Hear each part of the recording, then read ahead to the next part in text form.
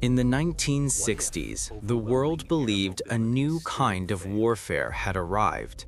Fast, precise, and carried on the spinning wings of American helicopters. But as the conflict dragged on, one unsettling question began to echo across the smoky skies. If U.S. helicopters were so powerful, why didn't they secure victory? This is the story of a strategy built for speed, confronted by a battlefield built for endurance. When the United States entered the conflict, military planners were confident. They believed helicopters would redefine how wars were fought. The UH-1 Huey became the symbol of this new vision.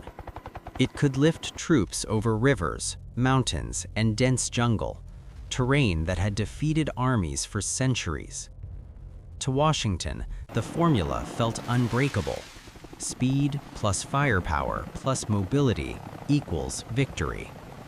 With helicopters, the U.S. could appear anywhere at any moment, striking swiftly and overwhelming the enemy before they could react. In theory, it was perfect. In the air, it felt unstoppable. On paper, it looked certain to win. But wars are not fought on paper.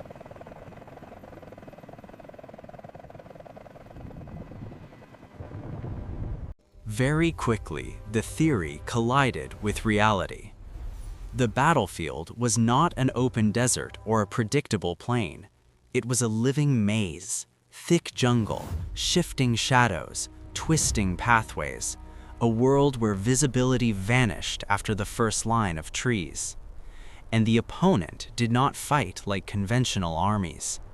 They avoided large confrontations, refused to hold fixed positions, and used the terrain as both shield and weapon. Helicopters could land troops anywhere, but more often than not, they landed into silence.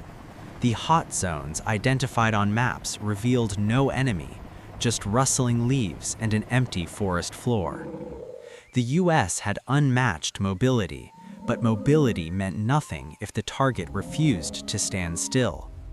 A strategy built around rapid assault struggled against an opponent who chose not to be found.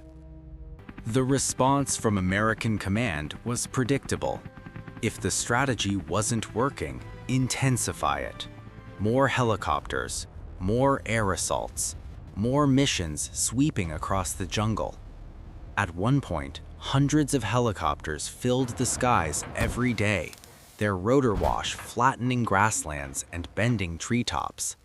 But the enemy adapted faster than expected.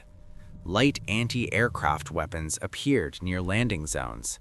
Camouflaged ambushes waited where helicopters were most vulnerable, low to the ground, slowing for touchdown. Forest trails shifted constantly. Decoys misled aerial scouts, and underground networks avoided direct confrontation entirely. Helicopters that once flew with impunity now entered a battlefield that reacted to every movement they made. The speed advantage narrowed, the risk increased, and every landing became a gamble. By 1967 and 1968, the limitations of helicopter warfare were impossible to ignore. The initial edge, rapid deployment and overwhelming firepower, was slowly eroded by terrain, adaptation, and determination on the ground. Helicopters were hit more often, missions grew more dangerous, and strategic progress remained elusive. Even on days when helicopters performed flawlessly, delivering troops, evacuating wounded, suppressing fire, the results rarely translated into lasting control of territory. Because helicopters could move troops quickly, but they couldn't hold ground.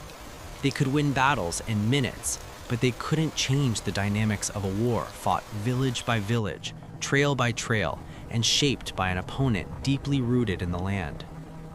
The United States began to understand a hard truth.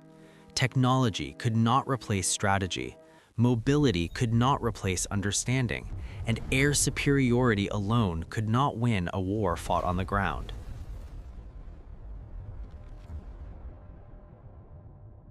Eventually, the helicopters lifted off the battlefield for the last time.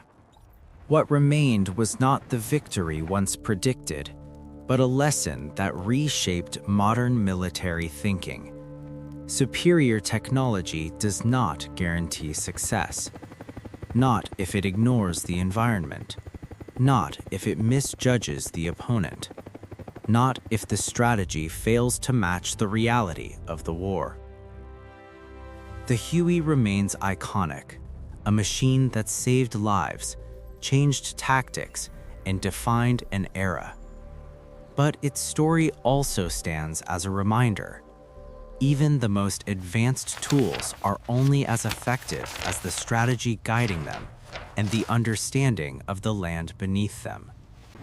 In the end, it was not the strength of the helicopter, but the nature of the battlefield that determined the outcome.